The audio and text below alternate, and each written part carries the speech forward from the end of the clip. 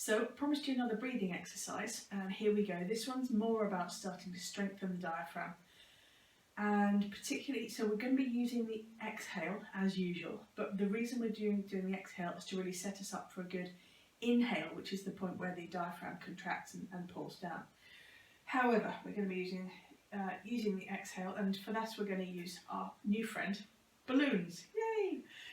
So what I'm going to get you to do is, first of all, no balloon at all. Just going to feel your ribs, hands on lower ribs.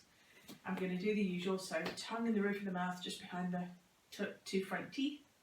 We've got lips closed and we've got jaw slightly apart. I'm just going to work on getting the breathing right down to the lungs, but also keeping the ribs soft, so that all the air is going down into, or all the air is coming straight down, so it pushes the belly out rather than pushing the lower ribs out. So we're just going for the straight diaphragm up and down. So here we go.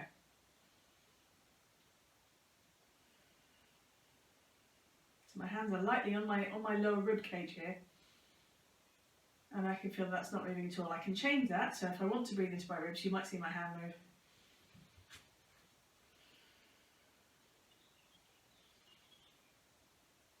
So I can breathe from there, or I can breathe up into here.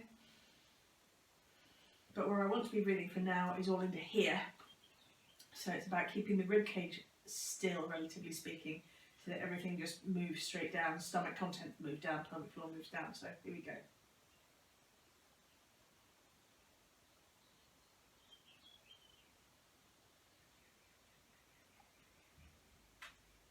So the first thing to do with this is to make sure that you can actually do that breath. So it's breathing in and out without the lower ribs flaring out. When you can do that, we can start playing with the balloon. The reason I'm staring at my balloons is that I've got one with a hole in, which I'm going to use in a second. However, for the moment, one without a hole. So let's see. Trying to do exactly the same thing. So it's breathe in through the nose.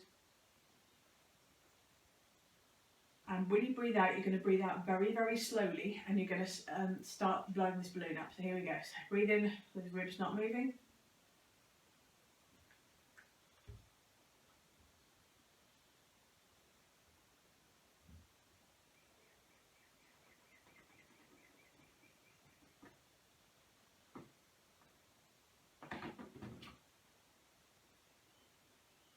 Pinch the balloon, inhale through the nose again.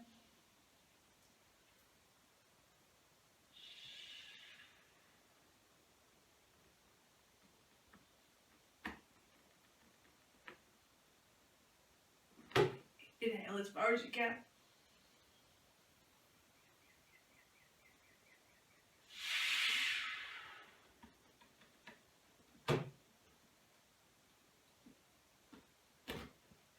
And so that's what we're trying to achieve, is a very slow, very steady inhale and an exhale into the balloon. The reason we're using the balloon, I'm about to let it go, so it's about to make a really loud farting noise. Be delightful. So the reason we use the balloon is because it just increases the amount of priming that you get in your the slow twitch fibres. The other thing you can do is push down with the feet. That can sometimes give you a bit extra.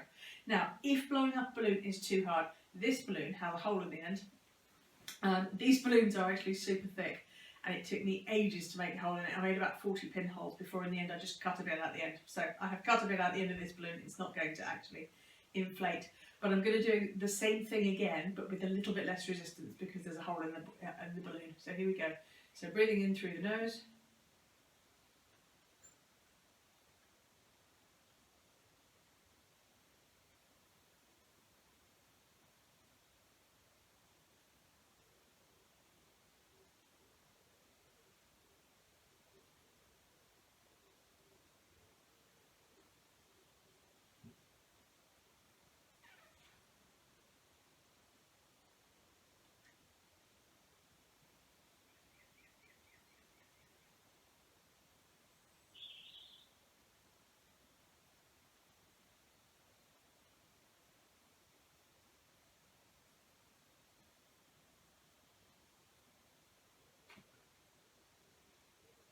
One of the things that's really useful about this is that you can exhale for so damn long, so it's really, really good at getting those slow twitch fibres off the diaphragm. stretching out there, because the exhale is just so long when you've got, well, when you're basically exhaling through a pinhole. And so again, just a really good exercise to build up some strength as well as some endurance into your diaphragm fibres.